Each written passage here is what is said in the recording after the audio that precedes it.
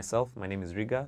I'm a musician, performing recording artist. I am also a music producer. I run my own creative studio called Chumbani Media. I serve at Mavuno Church within the worship space and even the creative space in terms of helping come up with creative ideas for the different things that we do on stage and with music and with art and with entertainment.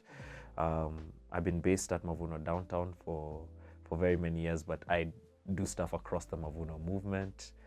And yeah, I have been a part of the Mavuno journey since 2005 actually. Officially joining Mavuno Church in 2007. Yeah, and within that time, I've transitioned very many times. When I started, I was straight out of high school. In 2008, I joined, no, actually 2006, I joined university, and then I was in Nairobi University studying law. And as I was doing that, I was still doing my artistic and musical things at the same time while still serving in church. And yeah, I finished law school, got married, like a lot has happened while I've been serving in church. So I'm thankful for all of the different milestones that I can say Mavuno Church has been a part of in my journey. Yeah.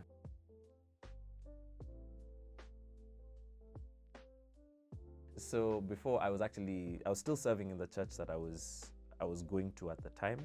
It fantastic church. It gave young people an opportunity to explore their gifts and their talents, and I was serving in dance ministry. I was serving in outreach ministry. I was serving in music as well. Yeah, but when we got to about 2006-07 there, I felt the Lord. This is one of the few times I almost had an audible voice. The Lord telling me to transition and move to Mavuno Church, and I was able to hand over whatever responsibilities I was leading at my other church to move to Mavuno Church. And it was a bit scary because the church that I was coming from was a bit more established. They had structures, they had programs. At the time, Mavuno was starting out, and I was being called to lead worship in the youth space, and they had never had a teen service. They didn't even have instruments for the teens service, and they wanted me to lead worship. So I was like, this is going to be very interesting. But I sensed that this was what God was calling me to do, and yeah, here we are many years later because of that and many other small steps of obedience. Yeah. Some of the challenges that I've experienced while serving, they're the usual challenges of in any ministry. Well, maybe let me not say any ministry, but most ministries that I've been a part of, there's been some challenges with resource. Like I said, when joining the Mavuno Teens Church back then, which was called York House, and doing ministry there, you're like, okay, we don't have all the resources that we want to do what we need to do, but we find a way to make it work. And because you consider this your home and your family, you're like, all right, we'll work with what we have. So that's number one. Two is just transitions of people. The people that you grow to rely on and depend on. And so many times they also transition the same way that even I transitioned from the church that I was in before. So people come, people go. So maybe you are depending on so-and-so for such and such, and then they're like, okay, this person is no longer here. So life has its seasons. So then you have to build again, and you have to train again, and you have to teach again. And then, yeah, there's also the wear and tear and fatigue that comes from doing this thing over and over. We jokingly say kazi ya kanisa itawaisha, which is nini, the work of ministry and of church work will never end until the Lord comes back. So you're like, okay, you find yourself doing the same, or seemingly the same thing over and over and over again, whether it's singing or you're on camera or you're doing setup. It's like it just keeps going. But in that you learn faithfulness, because until the Lord directs otherwise, he calls us to be faithful. And then the other challenges would be challenges of life, because those are things that no one is immune to. So you're serving and you're plugged in, but life is happening. So maybe your finances are not where they should be, or maybe you or somebody in your family or your loved one is going through a health challenge. And it's hard to, it's taxing to continue in ministry when life is happening. But it's helpful if you're in a healthy family setup, that as you're going through those challenges, you actually have people to hold you up. Many times there have been people who have bailed out myself, my family, and I when we've gone through hard times, because we've served together in ministry. Those are some of the things that I've thought of off the top of my head.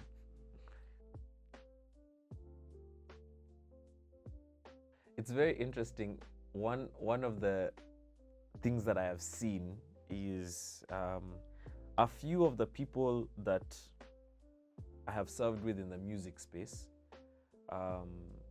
or the creative space, let me put it that way, have sought greener pastures outside of the church. So if you're an instrumentalist, maybe because you become good, now you're sought after by the popular artists in the city or in the region, and you no longer have the time or the bandwidth to serve in church where there's not as much money. Or if you're a singer, you're going to sing with whoever, or you pursue your own career. Now you're en route to becoming a superstar. And it's been interesting for me, because my perspective on that is, you can do, insofar as it does not clash with your faith and your service in church, you can do those other events and opportunities outside of the church.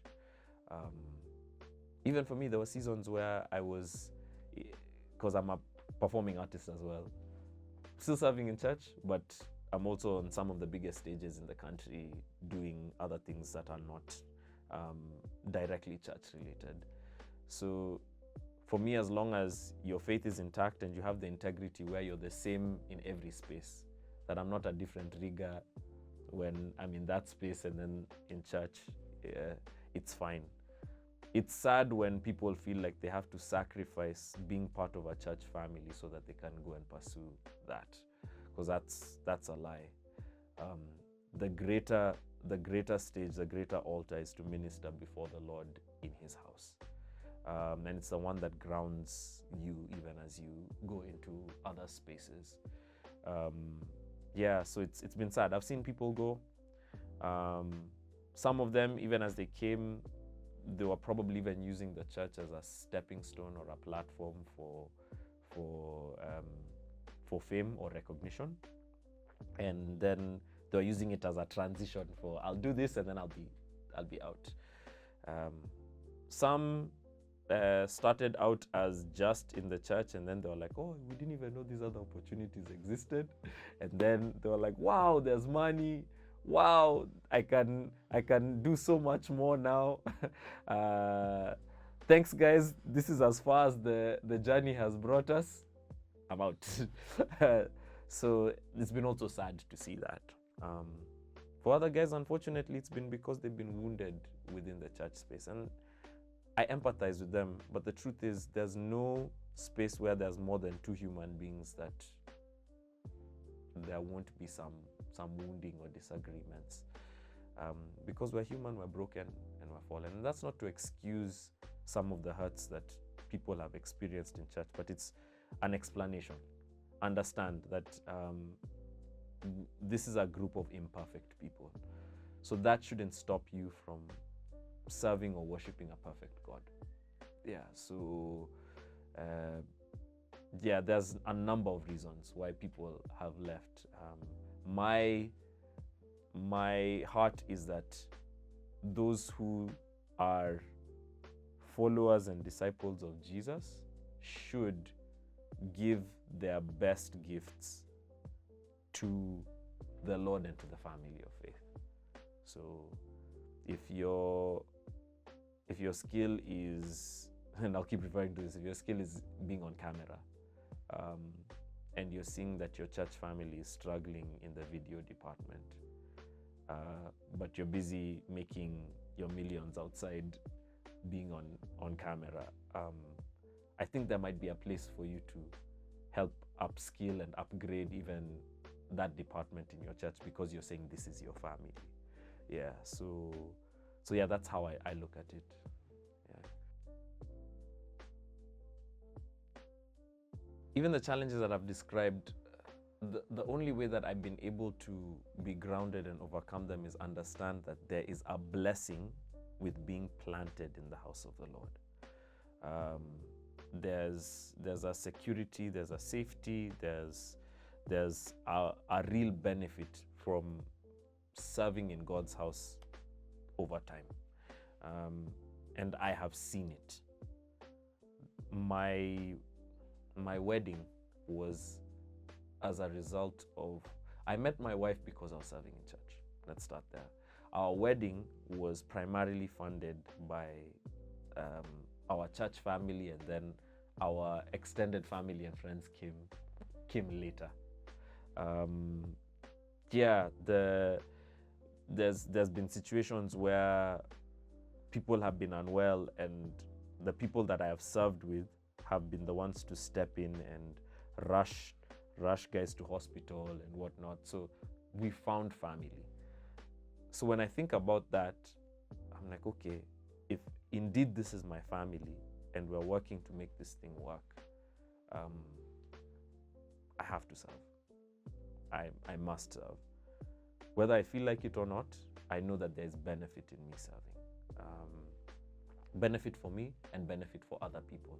So it's not that I'm also just taking. The way I've been blessed, it's also God show me how to be a blessing to other people as well.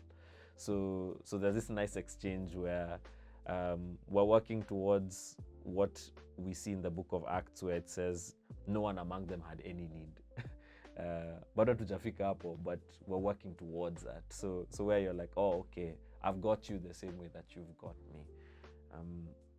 So the challenges are there. There's many times we've even gone to church to serve, and you don't know how you're making it back home because you're like, okay, I'm committed to this thing, but Lord, you know how things are financially. Or maybe just like you see in pro level, like sports teams, you'll find key players will still play injured because it's necessary for the morale of the team. It's like I'm here for me, but I'm also here for everybody else. I believe in what is happening here. So situations like that have made me realize, like, okay, God is faithful, and even in the times of challenge, He's always seen me through, and He will always see me through.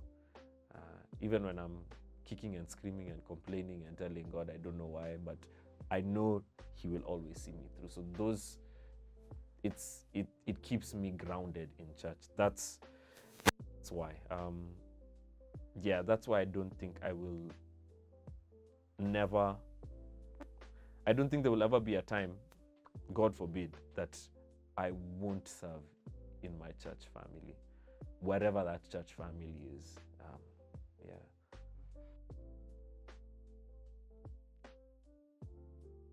It's funny, church, when you think about church being a development pipeline, in fact, I'll even quote one of our leading secular artists in the country, who said, the church is the best talent development program in the world.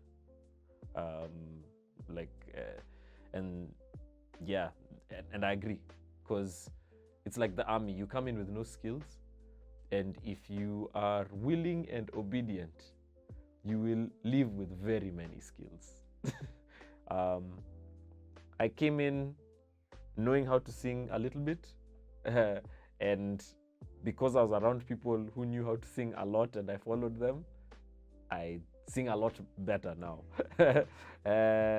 I did not know how to do audio engineering, but because I was around guys who started me down that journey, I now have a recording and creative studio business because of serving in church. A lot of the things I end up doing for revenue now are because once upon a time while serving in church, I was available. Like one of the things I do is I do voice work for advertisements and promotional, like commercial stuff. But the reason I started that was because I was in church and somebody asked me, like, oh, Rigga, I hear your voice. You can do voiceovers. I was like, what is a voiceover? It's like, come, we show you. I was like, okay, there's nothing else I'm doing. Let me do the voiceover. And with time, you're like, by the way, I can do voiceovers. Yeah, so I went from a place of not knowing what it is to it becoming a revenue stream. We've done shows outside of church where people are asking me, how did you come up with the graphics for the video screens? I'm like, we do this every week. Like, we do this every week at church. In fact, those graphics for that show are a lot easier because I'm not even doing lyrics. I'm not doing, like, I learned about lighting. I learned about event organizing. I know how to do logistics for an event over 1,000 people. I know how to deal with suppliers. I know how to do promotion for events. I've learned about videography. I've learned about editing. All of these things have come because I serve. So I don't think it's that their skills can't grow while being in church. There's always opportunity and room for growth. And that's been my story, and it's been the story of a lot of people around me. People came in being okay, or even just not knowing and having interest, and right now they are operating at a professional level. So yeah, and if you feel like now you're at the place where you're the one who's teaching, it's also a mind shift, because you have to realize the point of gathering and amassing all of those skills, talents, and information is not for you to just be there. It's for you to pass it on to other people as well. I have taught people different aspects of music and production, and in those specific things, they've become better than me. So for me, I'm like, I celebrate that. I'm like, yo, I showed you a thing, you took it and you ran with it. And now, in fact, there are very many things, like some of the band members and singers will tell me, Rigga, thanks, you taught me this thing. Now you will never do this thing again. Now this one is on me. I've taken it. So yeah, there's always room to grow, and there's always room to pass on what you've learned. So I stand by that statement. The church is the best talent development program in the world.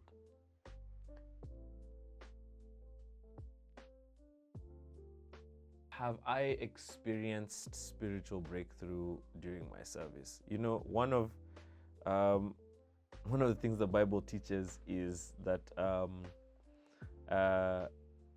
God is a rewarder of those who diligently seek Him. So as I'm seeking God, as I'm serving in church, I have to believe that He is a rewarder. Like, and even as I come in that faith, I have seen it. earlier on I mentioned how because of serving I've seen physical results. Met my wife, had a wedding. In fact, my proposal was done in a Mavuno service. You can check out the video. It's online on YouTube.